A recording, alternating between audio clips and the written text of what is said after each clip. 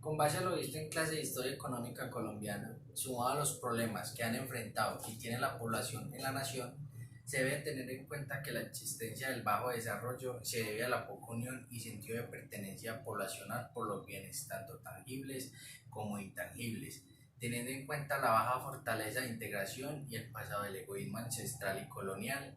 No se puede juzgar totalmente los problemas y los vejámenes que están ocurriendo en la nación como consecuencia de gobiernos mal planteados, por lo que mencionaremos en los ámbitos económicos, políticos, sociales y culturales los 7 problemas más importantes que ocurrieron y que se encuentran aún en la nación, lo cual deja como consecuencia a un país que no progresa a la escala que lo merece. Uno de los primeros problemas que tenemos es el desaprovecho de las tierras. Con la adquisición de grandes terrenos en los que se desaprovecha en su mayoría de la productividad, ya sea por factores legales, por desplazamientos forzosos o por la avaricia del ser humano en la tenencia de grandes volúmenes de tierra y por los vacíos institucionales que carecen de mecanismos de control que regulen y vigilen la producción del suelo colombiano, sumado a la baja capacitación e importancia que se le da al campo. El segundo problema que tenemos es la explotación hacia la misma comunidad. La falta de sensibilidad por parte de los colombianos en su mismo entorno amplía las brechas de desigualdad, discriminación social y económica dentro del país, debido a que desde la historia se han presentado rencillas por parte de las clases más privilegiadas hacia los menos favorables. Ahora bien, en la actualidad, factores como la violencia, el dominio de las clases altas, influenciadas por la gran opulencia y el bajo fortalecimiento de las instituciones que integren de manera más eficiente y eficaz a la sociedad, han hecho de Colombia un país con bajos índices de equidad e integración. El tercer problema que enfrentamos es el exceso de impuestos. La cantidad excesiva de impuestos desmejora el bienestar de la población y le quita incentivos al sector industrial de invertir en ella, lo cual a incrementos tributarios se tenderá a incurrir en la elusión y evasión de estos, disminuyendo el desarrollo económico que ayudaría a mejorar a la economía. El cuarto problema es la baja productividad.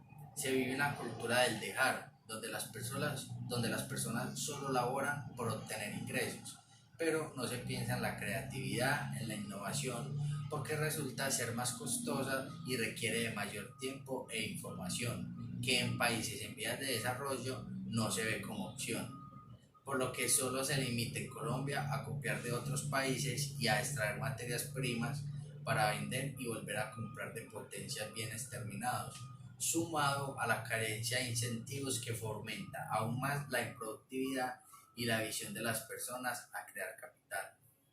El quinto problema es la poca credibilidad en las instituciones.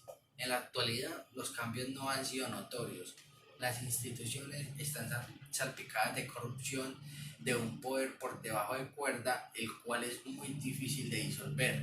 La poca credibilidad en las instituciones se debe a todos los provechos que ha tenido estas para perjudicar a la sociedad, y es muy difícil cambiar la forma de pensar de una comunidad afectada y lesionada por las injusticias. El sexto problema es la violencia de género. La violencia de género está marcada por la desigualdad que se ha presentado y que se está dando en la historia, empezando por las violaciones de derechos que se han presentado hacia las minorías hasta las ideologías sociales y culturales que han afectado a algunos géneros como la comunidad LGTBI y las mujeres, donde las posibilidades que tienen el sexo femenino de salir adelante es relativamente bajo por las trabas impuestas en los ámbitos sociales, económicos y culturales.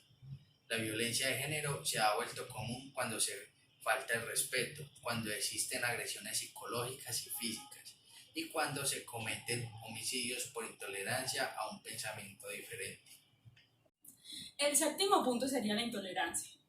En la historia, el pensar diferente creó grupos políticos y partidos que ayudarían a la sociedad a salir adelante, pero la poca aceptación terminaría por crear conformaciones violentas y masacres por el solo hecho de tener un pensamiento distinto.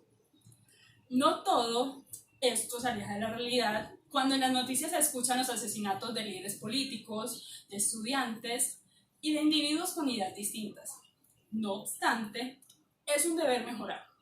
Tener instituciones que promuevan la inclusión, donde se tengan mecanismos que las fortalezcan, evitando las rencillas por el pensar de forma opuesta.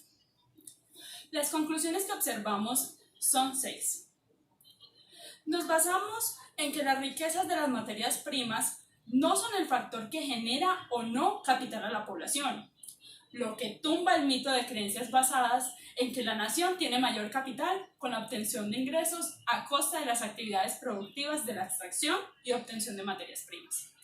En segundo lugar, tenemos que la realidad colombiana no está muy alejada de los problemas del pasado y hay que ser conscientes que el país necesita un cambio urgente. Pero estas alteraciones que deberían producirse en la sociedad no deben pensarse en las instituciones, porque son injustas o porque no acantan, ni en los altos cargos. Estos cambios deben realizarse primeramente desde la casa, con una gran educación, amor y aceptación propia y por el prójimo. En tercer lugar, tenemos que algunos de los problemas que tiene Colombia desde el pasado y que aún tiene en la actualidad, es tarea de cada individuo cambiar el pensamiento de conformidad. Hay que trabajar para ser mejores, buscar ayuda que permitan grandes cambios, tener unidad para ir a una dirección más próspera y confortable, trabajando en pro del mejoramiento y desarrollo en todos los factores. Una cuarta conclusión que sacamos es que hay que conocer el pasado. Es de vital importancia para no seguir cometiendo los errores en el presente o en el futuro. Por ende, hay que tener información, luchar por los derechos básicos en su totalidad y crear conciencia, siendo una tarea que tiene que cumplirse. Igualmente, si se tiene un cambio personal, se puede pensar en las instituciones, donde cada individuo debe cooperar y velar por que éstas cumplan con los requisitos necesarios y a su vez deben manifestarse cada que se infrinjan o se violen los acuerdos.